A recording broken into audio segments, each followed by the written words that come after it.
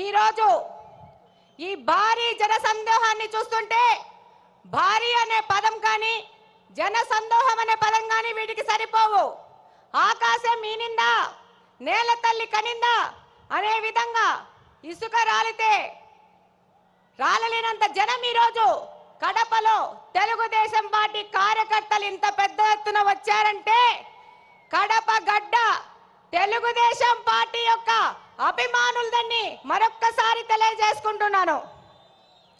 ఈరోజు ఈ కార్యక్రమం, ఈ మహానాడు కార్యక్రమం ఇంత విజయవంతం అవడానికి కారణమైన మన Mahanadu coordination team, food committee కానీ, డెకరేషన్ టీం కానీ, అరేంజ్మెంట్స్ టీం కానీ, ప్రతి ఒక్కరికి, అలాగనే అధ్యక్షులు శ్రీనివాస్ రెడ్డి గారు కానీ, మంత్రి సవిత గారు కానీ, అలాగనే ఈ కార్యక్రమానికి వచ్చిన అబ్జర్వర్స్ కానీ, మా జిల్లా ఎమ్మెల్యేలు, ఎమ్మెల్సీలు, ఇన్ఛార్జీలకు అందరికీ ధన్యవాదాలు తెలియజేసుకుంటున్నాను.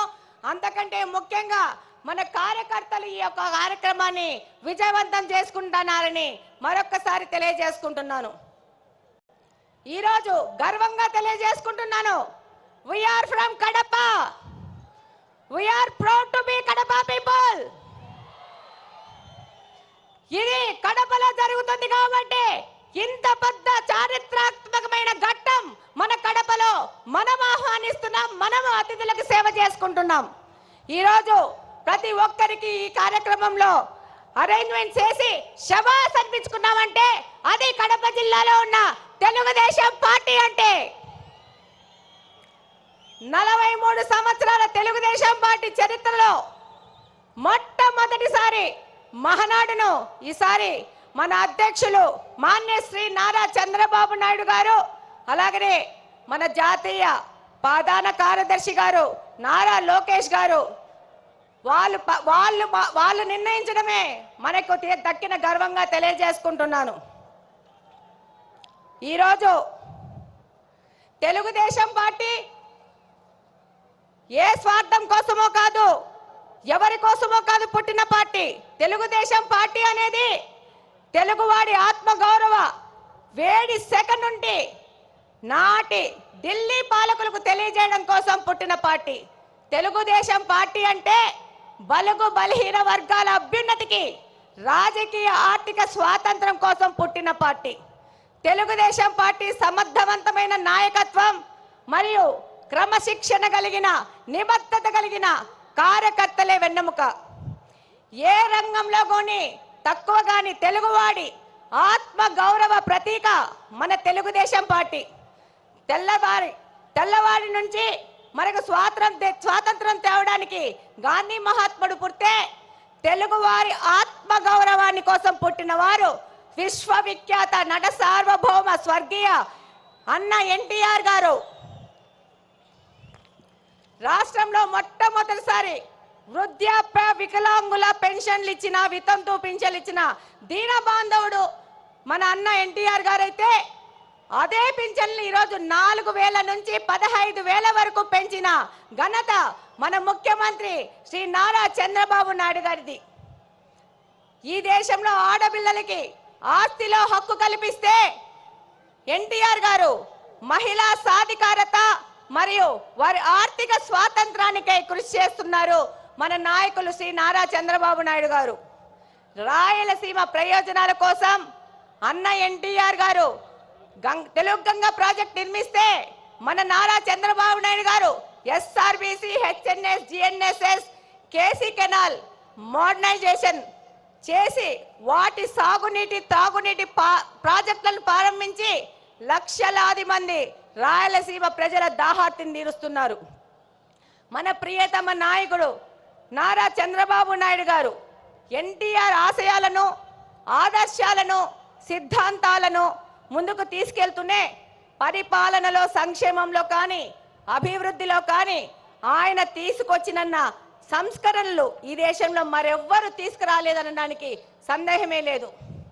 చంద్రబాబు నాయుడు గారంటే క్రమశిక్షణ, పట్టుదల, అంకుటిత దీక్ష, నేర్పు, ఓర్పు కలిగిన నాయకుడిగా ప్రపంచ దేశాలు అవసరాలను, సంక్షోభాలను అవకాశాలుగా మార్చి విజనరీ లీడర్గా ప్రపంచమంతా ఈరోజు కీర్తిస్తుంది. అందుకే రాష్ట్ర అభివృద్ధి అనగానే ఎవరి పేరు గుర్తొస్తుంది?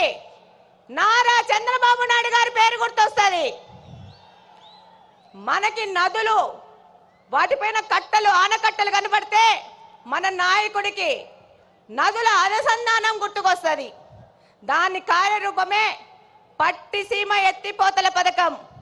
పోలవరాన్ని పూర్తి చేసి కృష్ణా జలాలను బనకచెల్ల రిజర్వాయర్ వరకు తీసుకొస్తే రాయలసీమ అభివృద్ధిని ఆపే శక్తి ఎవ్వరికీ లేదని ఈ సందర్భంగా తెలియజేసుకుంటున్నాను.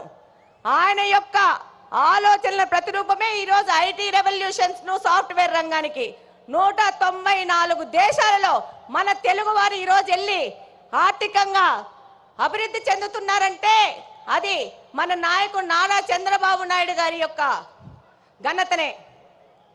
రాయలసీమ లాంటి కరువు ప్రాంతంలో సాఫ్ట్వేర్ ఐటీ రంగాలను తీసుకొచ్చి ఎంతో మంది రైతుల పిల్లలు ఇంజనీర్లై ప్రపంచ దేశాలకు వెళ్ళి ఇక్కడ ఫ్యాక్షనిజము ముగిసిపోయిందంటే దానికి కారణం మన నారా చంద్రబాబు నాయుడు గారు. ఈరోజు హైదరాబాద్ అంటే నారా చంద్రబాబు నాయుడు గారే గుర్తొస్తారు. అలాగనే ఈరోజు మనకు కడపలో ఇంత పెద్ద అవకాశాన్ని ఇచ్చి ఒక మహిళను నాకు అవకాశం ఇచ్చి ఇక్కడ ఎమ్మెల్యేగా పోటీ చేయించారు. దానికంతకు ముఖ్య కారణం శ్రీ నారా చంద్రబాబు నాయుడు గారు, నారా లోకేష్ గారు. ఈరోజు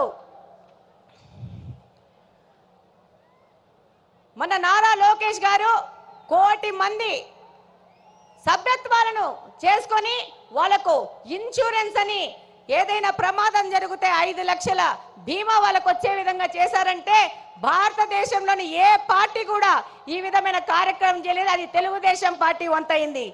ఈరోజు తెలుగుదేశం పార్టీ తరఫున నన్ను నిలబడితే ఏం మాట్లాడినారు? గంగిరెద్దు అన్నారు, బుడబొక్కలు అన్నారు, నీ ఇంటికి వస్తామన్నారు. ఒక్కసారి ట్రై చేసి చూడండి. బుడ్డా వెంగళరెడ్డి ఇంటి ఆడబిడ్డని ఇంటికి రిటర్న్ వీల్ చైర్ లో పోతారు. ఈ సందర్భంగా తెలియజేస్తున్నాను, ఎవరే గాని తెలుగుదేశం కార్యకర్తని టచ్ చేసి చూడండి, అదే వారి చివరి తప్పైపోతుంది.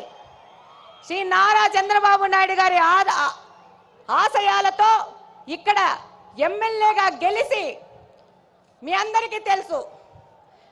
ఈరోజు పులివెందుల ఎమ్మెల్యే 2 సార్లు ప్రచారానికి వచ్చాడు. రెండవసారి మా ఎమ్మెల్యేని చూడొద్దండి, నన్ను చూసి ఓట్లేయండి అన్నారు. కానీ మా తెలుగుదేశంలో పార్టీలోని కార్యకర్తలు, నాయకులు, మన ప్రజలు అది తిరస్కరించి తెలుగుదేశం పార్టీకి ఓటేశారంటే మీరందరూ 2 ఎమ్మెల్యేలను ఓడగొచ్చినారు కడప నియోజకవర్గం నుంచి. ఈరోజు మన నాయకుడు చంద్రబాబు నాయుడు గారి ఆశయాల ప్రకారము ఆయన దగ్గరికి కడప నియోజకవర్గ అభివృద్ధి కోసం పలుసార్లు పోతున్నాం. ఆర్థిక పరిస్థితి ఇబ్బంది ఉన్నా కూడా సార్ని ఇబ్బంది పెడుతూ కడప నియోజకవర్గం విషయము ప్రతి ఒక్కసారి తీసుకెళ్తున్నాం. దాని ఫలితంగానే ఈరోజు స్ట్రాంగ్ వాటర్ డ్రైన్స్ 70 కోట్ల రూపాయలకి, ఫుట్ ఓవర్ బ్రిడ్జ్లు 20 కోట్ల రూపాయలకి శాంక్షన్ చేసి మేము మేనిఫెస్టోలో చేసిన వాగ్దానాన్ని, ఒక ఆడపిల్ల చేసిన వాగ్దానాన్ని నిలబెట్టుకునే విధంగా మన నాయకులు మనకు గౌరవం ఇచ్చినారు.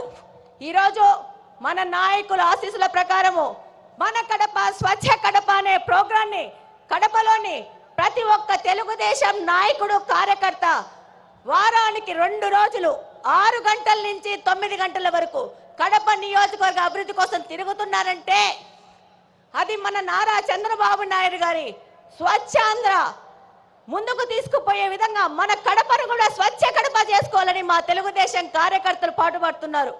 ఈరోజు ఎన్నో దశాబ్దాలుగా కడపలోని బుగ్గంగా ప్రాజెక్టుని నిర్లక్ష్యం చేసి దాన్ని పిచ్చి మొక్కలకు, పందులకు, అపరిశుభ్రానికి నిలవుగా మార్చిన ఈ వ్యక్తులు ఈరోజు తెలుగుదేశం పార్టీ అధికారంలోకి రాగానే ఆ ప్రాంతాన్ని గంజాయి సేవించే వారికి అడ్డగా మారిస్తే దాన్ని కంప్లీట్ గా క్లీన్ చేసి రేపు జూన్ 21వ తేదీ జరిగే నేషనల్ యోగా డే బుక్గా ప్రాజెక్టులో మ్యాట్ వేసుకొని చేస్తామని సందర్భంగా తెలియజేసుకుంటున్నాను. అలాగనే ఈ యొక్క మహానాడు సందర్భంగా మన ముఖ్యమంత్రి గారికి చిన్న విజ్ఞప్తి. మా ఊర్లో దేవుని కడప టెంపుల్ ఉంది అన్నా, దాన్ని తప్పకుండా పర్యాటక రంగంగా అభివృద్ధి చేసి కడపకు తలమానికంగా చేయాల్సిన అవసరం ఎంతగానో ఉంది. బొగ్గొంక చెరువును డెవలప్ చేసుకోవాల్సిన అవసరం ఉంది. అలాగనే మాకు మంచినీళ్ళ సమస్య చాలా ఉంది. Kadapa town, Kadapa head quarters 20 సంవత్సరాల నుంచి ఒకటే పార్టీ అధికారంలోకి ఉంది, కానీ పూర్తిగా నిర్లక్ష్యం చేశారు. నారా చంద్రబాబు నాయుడు గారి ఆశీస్సులతో ఆ సమస్యను కూడా మేము తీర్చుకుంటాం. అలాగనే నారా లోకేష్ గారు 20 లక్షల ఉద్యోగాలు ఇస్తా అన్నారు.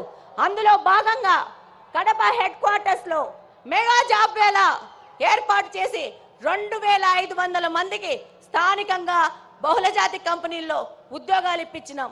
అలాగనే నారా లోకేష్ గారికి ధన్యవాదాలు చెప్పుకోవాల్సిన అవసరం ఉంది. ఎందుకంటే మొట్టమొదటి స్టార్టప్ కడపను P4 మోడల్ కింద మొదలు పెట్టారు. 6 నెలల్లో పూర్తి చేస్తున్నారు.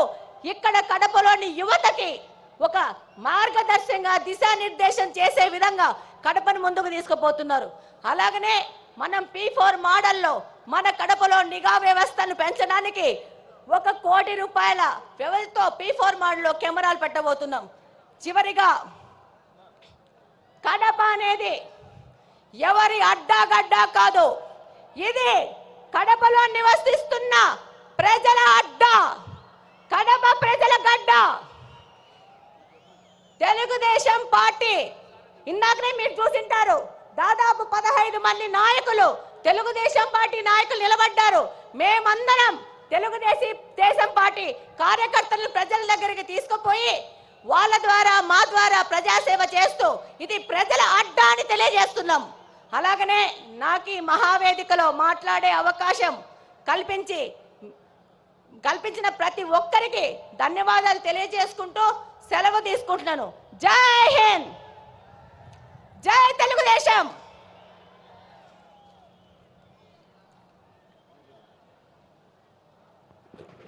మాధవిరెడ్డి గారికి ధన్యవాదాలు. మాట్లాడే వక్తలు 2 నిమిషాల్లో ముగించాల్సిందిగా విజ్ఞప్తి చేస్తూ, మనందరం ఎదురు చూసే నాయకులు మాట్లాడతారు కాబట్టి వక్తలు తక్కువ సమయం కేటాయించాలని పాటించాలని స్థానిక శాసనసభ్యులు జగన్మోహన్ రెడ్డి మేనమామ మీద గెలిచిన